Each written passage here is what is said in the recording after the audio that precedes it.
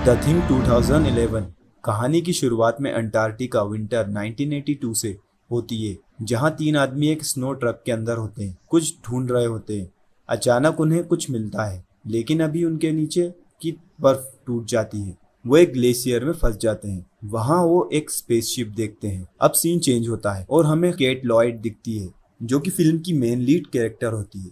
वो एक शोधकर्ता होती है जो बैकबोन एक्सपर्ट होती है, जो कि मरे हुए जीवों की उम्र और उनके बारे में जानकारी देती है। ये अपनी लैब में काम कर रही होती है। तभी इसका दोस्त एडम वहां आ जाता है। ये केट को डॉक्टर सैंडर से मिलाता है। डॉक्टर सैंडर केट से कहते हैं कि मेरे दोस्त को अंटार्कटिका में कुछ मिला है, जिसकी जांच के लिए मुझे तुम्हारी हेल्प चाहिए। केट मान जाती है। अब केट और उसकी टीम अंटार्कटिका पहुंचते हैं, जहां उन्हें हेलीकॉप्टर का पायलट वार्न करता है कि तुम लोग 3 दिन में अपना काम पूरा कर लेना, यहाँ एक बड़ा तूफान आने वाला है। अब ये सभी वहाँ के रिसर्च कैंप में पहुँचते हैं। ये लोग उस जगह पहुँचते हैं जहाँ रिसर्च चल रही होती है। यहाँ डॉक्टर सैंडर को उसका फ्रेंड मिलता है, जो उसकी टीम को एक स्पेसशिप के पास लेके जाता है। वो बताता है कि ये स्पेसशिप यहाँ 10,000 सालों से है। वो आगे बताता है कि इस स्पेसशिप में बैठा एलियन बाहर निकल चुका है, जिससे हमें इसका सिग्नल मिला था। सब उस एलियन को देखने जाते हैं। अब केट और सभी टीम मेंबर उस एलियन को बाहर निकालने का प्लान बनाते हैं। अगले दिन वो एलियन को बाहर निकाल लेते हैं। वो एलियन पूरा बर्फ में जमा हुआ होता है। केट और बाकी टीम उस एलियन की जांच करते हैं। तभी डॉक्टर सेंडर उस एलियन का टिश्यू मांगते हैं, जिसपे केट उन्हें मना करती है, लेकिन वो नहीं मानते और उस एलियन का एक टिश्यू निकाल लेते हैं। अब रात में सभी लोग अपनी कामयाबी का जश्न मनाते हैं, लेकिन वो बर्फ पिघलती जाती है जिसमें वो एलियन रखा हुआ है। उसी टीम में एक मेंबर रूम के अंदर आके देखता है।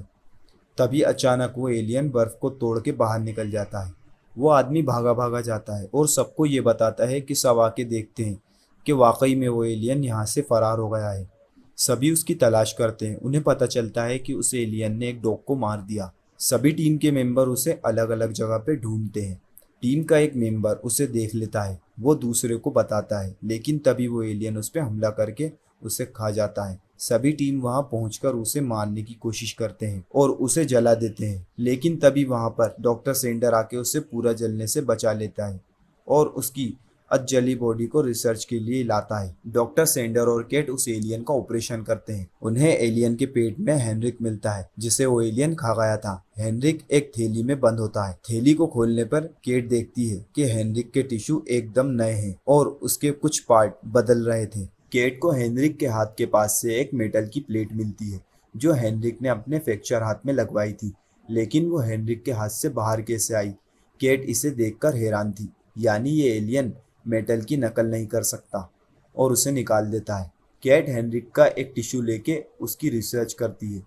तब केट को पता चलता है कि एलियन के सेल हेनरिक के सेल पे हमला करके उनकी नकल कर रहे हैं। अगले दिन ओलाव को हॉस्पिटल लेके जाना था। केट उसे देखती है। वो बहुत अजीब दिखता है। 3 टीम मेंबर्स के साथ ओलाव हेलीकॉप्टर में बैठ के जाता है। इधर केट वॉशरूम जाती है, जहां उसे चांदी के दांत मिलते हैं, जिसे देख के वो समझ जाती है कि ये उसी एलियन ने किया है, क्योंकि वो एलियन मेटल की नकल नहीं कर सकता। वो मेटल की हर चीज़ से दूर रहता है। ये सब देख के केट समझती है कि उस हेलीकॉप्टर में कोई ना कोई इन्फेक्टेड है। वो हेलीकॉप्टर को रोकने की कोशिश करती है, लेकिन तभी ओलाव के सामने बैठे शख्स में से एलियन निकल के बाहर आता है और सबको मारने लगता है। इसी दौरान हेलीकॉप्टर क्रैश हो जाता है। सब लोग क्रैश में फंसे लोगों को लाने की बात करते हैं। केट फिर से बाथरूम में जाके देखती है तो किसी ने वो खून साफ कर दिया था।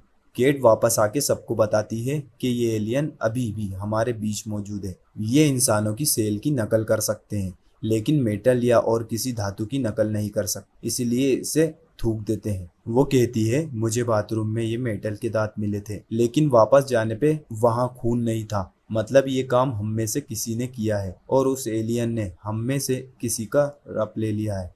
कोई उसकी बात को नहीं मानता और सब चले जाते हैं। तभी वहाँ एक लड़की केट को अपने साथ उस एलियन के बारे में बताने एक रूम में ले जाती है, पर वहाँ जाते ही वो लड़की एलियन का रप ले लेती है और केट पे हमला कर देती है। केट जैसे तैसे वहाँ से भागती है, पर एक शख्स मारा जाता है।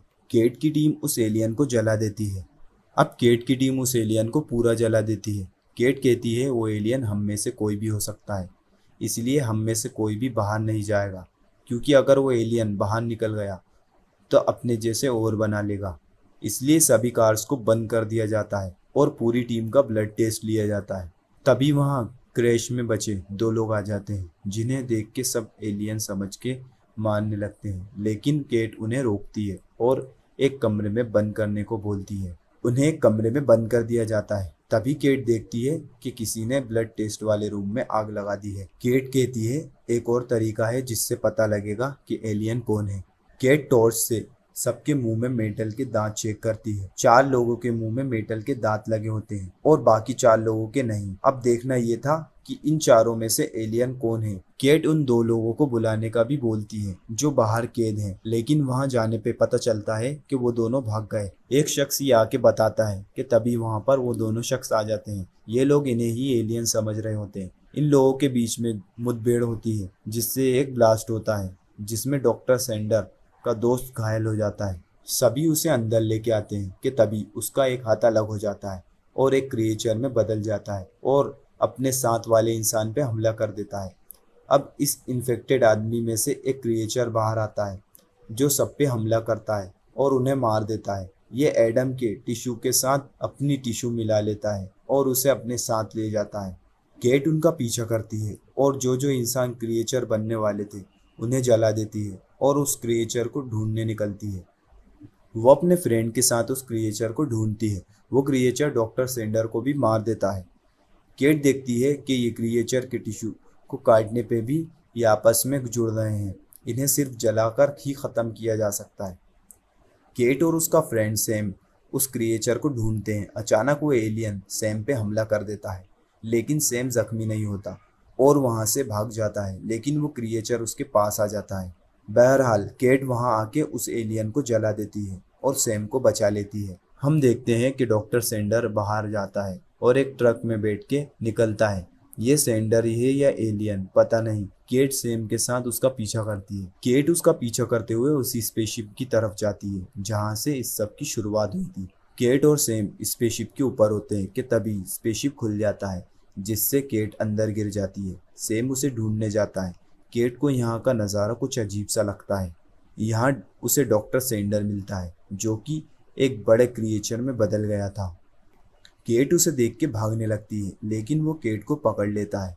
लेकिन दोस्तों, यहाँ केट की किस्मत अच्छी होती है कि उसके पास एक बॉम्ब होता है जिसे वो उस क्रिएचर के मुंह में डाल के उसे ब्लास्ट कर देती है, जिससे वो क्रिएचर मर जाता है। सैम और केट बाहर आ जाते हैं और वो स्पेसशिप जो ऑन हुआ था वो भी उस बॉम्ब की वजह से बंद हो जाता है। सैम और केट जाने की तैयारी करते हैं कि तभी केट सैम से कहती है, तुम्हारी बाली दूसरे कान में थी। केट समझ जाती है कि सैम में भी वही क्रिएचर है और ना चाहते हुए भी वो सैम को मार देती है। यानी यहाँ से जिंदा बच के जाने वाली सिर्फ केट थी। फिल्म के एंड में हमें पता चलता है कि टीम का एक मेंबर बच गया था जिसका नाम लार्स है, और वो कुत्ता भी बच गया था जिस पे एलियन ने हमला करा था। लेकिन वो कुत्ता नहीं बल्कि एलियन था। लार्स उसका पीछा करता है। इसी के साथ फिल्म का एंड होता है। Thank you for watching. Please like, comment and subscribe movies empire Hindi.